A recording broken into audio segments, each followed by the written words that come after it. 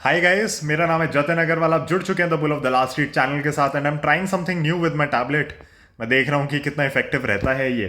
सो एक आर्टिकल था बहुत इंटरेस्टिंग जो कि मैं चाह रहा था आप लोगों से डिस्कस करना। एंड मैंने कहा कि चलो इसकी थोड़ी चर्चा की जाए अब। तो बेसिकली हो क्या रहा है कि हम देख सकते हैं कि फेड किसी की भी नहीं सुन रहा है और इस समय इंटरेस्ट रेट्स को बढ़ाया जा रहा है। इंटरेस्ट रेट बढ़ा रहा है, अपनी बैलेंस शीट को अनवाइंड कर रहा है। उससे हो क्या रहा है कि बहुत ज़्यादा प्रेशर है। हम देख रहे हैं dollar index life time high पे है, इकोनॉमीज अंडर स्ट्रेस हैं। और रिसेंटली हमने देखा है कि कैसे क्रेडिट स्विस बैंक की तो हालत टाइट हो गई है। तो बात यही चल रही है कि the Fed is breaking things and around the world risk दिख रहा है इस चीज़ का। बहुत ज़्यादा कन्फ्यूजन है, कंसर्न है, चीज़ें नहीं समझ आ रही किसी को भी कि कैसे होंगी, क्या होंगी। एंड ये सारी जो दिक्कतें हैं ये कहीं ना कहीं बहुत भारी पड़ सकती हैं। तो अभी रिसेंटली यूएन ने भी कहा है कि कहीं ना कहीं फेड को या बाकी सेंट्रल बैंक्स को इंटरेस्ट रेट बढ़ाने रोकने चाहिए। बट यूएन के कहने से ज़्यादा कुछ होता नहीं है। एंड मैं ये रिपीटेडली कह चुका हूँ टेलीग्राम पे, मैं रिपीटेडली कह चुका हूँ यहाँ पे भी। टेलीग्राम पे हमारा ज़्यादा डिस्कशन रहता है कि कहीं ना कहीं फेड को स्टेप इन करना पड़ेगा और समझना पड़ेगा कि ये दिक्कतें फेड ही पैदा कर रहा है बहुत ज़्यादा। ऑन द प्लस साइड हम देख रहे हैं कि फ्राइट कॉस्ट वगैरह रिड्यूस हो रही हैं। रशिया यूक्रेन के ऊपर थोड़ा लग रहा है रेजोल्यूशन आएगा, रेफरेंडम वगैरह की बातें हो रही हैं, जगह एनेक्स हो रही हैं, वो सब ठीक है। बट कहीं ना कहीं हो सकता है कि रुक जाए सब कुछ। तो वो पॉजिटिव है। सप्लाई साइड की इन्फ्लेशन कम होती हुई दिख रही है हमें ओवरऑल। क्रूड ऑयल के प्राइसेस कम हैं, तो वो सब कहीं ना कहीं बेटर होता हुआ दिख रहा है। बट लेट अस सी कि क्या रहता है। तो सबसे पहले हम थोड़ा सा पढ़ लेते हैं। अगेन एडवर्टीजमेंट वगैरह इधर उधर आते रहेंगे, इसमें इग्नोर करना, ये वेबसाइट पे ही चलते रहते हैं, क्या ही करें। So after being criticized for being slow to recognize inflation, the Fed has embarked on its most aggressive series of rate hikes since the 1980s. From near zero in March, the Fed has pushed its benchmark rate to a target of at least 3%. और इसी समय पे वो quantitative tightening कर रहे हैं जिसको cutie कहते हैं। तो क्वांटिटेटिव ईजिंग, क्यू ई हमने बहुत सुना है, बट क्वांटिटेटिव टाइटनिंग हो रही है। इनफैक्ट जो सबसे बड़ा बायर है ट्रेजरीज का, फेड, वो बाइंग नहीं कर रहा है। राइट, तो कहीं ना कहीं वो दिक्कत की बात है। ब्रेकिंग न्यूज़ वगैरह लगातार चलती रहेगी, प्लीज़ इनको इग्नोर करें। Again something from the website. So dollar की जो वार्निंग है वो बेसिकली यही है कि डॉलर इंडेक्स आपका लाइफ टाइम हाई पे है। अब डॉलर इंडेक्स के लाइफ टाइम हाई पे होने से दिक्कत क्या है, तो ये समझना ज़रूरी है। पूरी दुनिया की रिजर्व करेंसी है डॉलर, राइट। तो अगर डॉलर महंगा हो जाता है तो आपका जो डेट है या आपकी जो एक्सचेंज रेट्स हैं वो सब आपकी कमर तोड़नी शुरू कर देते हैं। अब जैसे क्रूड ऑयल का प्राइस गिर रहा है, बट क्रूड ऑयल इंडिया खरीदती है डॉलर्स में, तो दिक्कत क्या होएगी कि चलो एक जगह तो आपको डिफ्लेशन है, एक जगह इन्फ्लेशन है, तो दिक्कत आनी शुरू हो जाती है। हम देख रहे हैं छोटी इकनॉमीज बहुत स्ट्रगल कर रही हैं, बड़ी इकनॉमीज भी स्ट्रगल कर रही हैं। यूके के अंदर रिसेशन है, ये लोग मानने को तैयार नहीं। और मैंने रिपीटेडली कहा है कि इन लोगों से अपने देश समझते नहीं है, बट दुनिया को समझाना है कि क्या करना है। तो वो कहीं ना कहीं हमें होता हुआ दिख रहा है। Dollar strengthening historically has led to financial और इकोनॉमिक क्राइसिस, ये हमने देखा है। तो आप देखेंगे कि पास्ट पीक क्राइसिस इन्होंने बता रखी हैं। तो डॉलर के अंदर जब भी पहले पीक लगा था तो मैक्सिकन डेट क्राइसिस 90s की, या फिर US tech bubble late 90s का, हाउसिंग मेनिया 2008 फाइनेंशियल क्राइसिस का, और 2012 में सॉवरेन डेट क्राइसिस।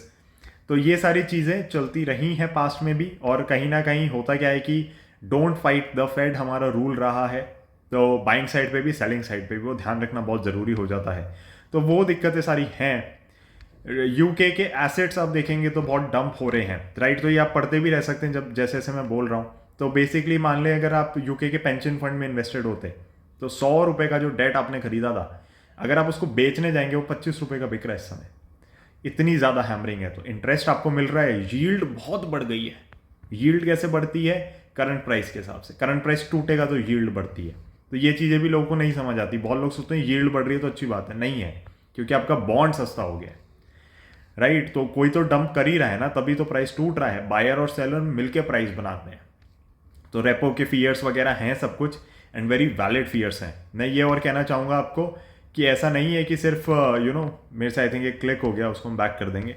बट ऐसा नहीं है कि सिर्फ आपका डेवलपिंग इकोनॉमी स्ट्रगल कर रही है, डेवलप्ड इकोनॉमीज भी बहुत स्ट्रगल कर रही हैं। तो सबसे ज़्यादा यूएस का डेट कौन लेके बैठा है? जापान।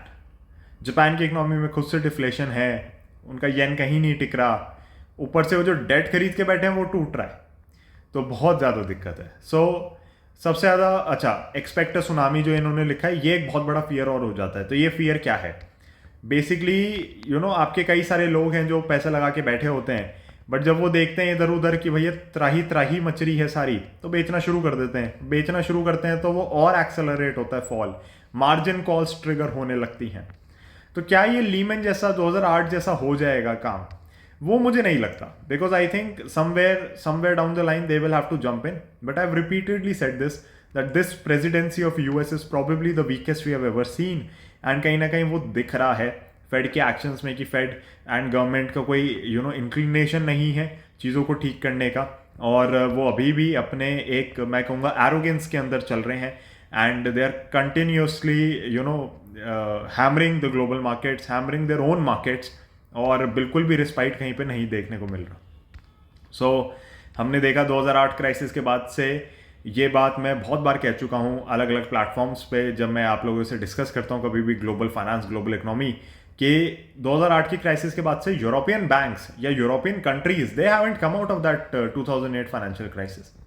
तो क्रेडिट स्विस के अंदर आप जो दिक्कत देख रहे हैं, डॉइचे बैंक में जो आप दिक्कत देख रहे हैं, इवन एचएसबीसी वगैरह में कहूँगा इतनी स्ट्रॉन्ग बैलेंस शीट्स नहीं है जैसे होते थे। तो ये सारी बहुत ज़्यादा दिक्कतें हैं, एंड ये दिक्कतें कंटिन्यू हो रही हैं। So we need to be very very careful. ज़बरदस्ती के यहाँ पे दिमाग हमें नहीं लगाना है अपना। क्यों नहीं करना? क्योंकि आपको नहीं पता फेड कब स्टेप इन करके चीज़ें संभाल ले। मैं यही मान के चल रहा हूँ कि हम अपनी मार्केट्स को पहले देखेंगे, हमारे चार्ट्स को पहले देखेंगे और उस बेसिस पे काम करेंगे। यूएस में क्या हो रहा है, यूरोप में क्या हो रहा है, ये अगर आप देखते रहोगे आप कभी ज़िंदगी में काम नहीं कर सकते। तो मेरे काफ़ी लोगों से डिस्कशन होता है, वो यही कहते हैं कि जतन इतना ख़राब माहौल है, हम नहीं बाय कर सकते। पेसिमिज्म इस टाइम ऑल टाइम पीक पे है। मैं ये कहना चाहूँगा, मैं पहले भी कह चुका हूँ। तो इतनी ख़राब खबरें शायद 2008 के आसपास ही आई थी आपकी फाइनेंस को लेके। मैं कहूँगा उससे भी ज़्यादा ख़राब खबरें हैं कुछ कुछ। तो so we need to be very careful, but I think the governments will step in, the Fed will start with quantitative easing, या इंटरेस्ट रेट कम से कम बढ़ाना रोक देगा, घटाए भी नहीं तो, बट वो देखेंगे कब तक होगा। एंड अगर स्ट्रेस ज़्यादा चलेगा तो इनको ज़्यादा मार पड़ेगी। बट दिक्कत क्या है ना, ग्लोबल इकोनॉमी वर्क ऐसे करती है कि ये कंट्रीज बाकियों को भी लेके डूबने में बहुत आगे रहेंगी। So let us be a bit careful. जबरदस्ती का हम यहाँ पे ना बाइंग कर रहे हैं ना सेलिंग कर रहे हैं। We are following our stop losses, we are following our charts, we are following our discipline, we are following our system. So guys, ये मुझे लगा कि ज़रूरी है आप लोगों से डिस्कस करना, बताना, तो इसलिए मैंने आज किया है। थोड़ा ग्लोबल फाइनेंस, ग्लोबल इकोनॉमी पे डिस्कशन हो गया। This article looks very good.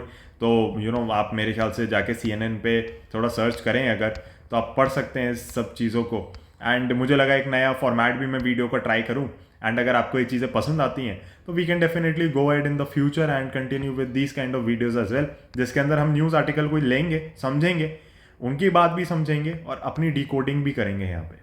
So guys, that would be it. Thank you so much for tuning in. I'll see you in the next one. Bye bye. Jai Hind.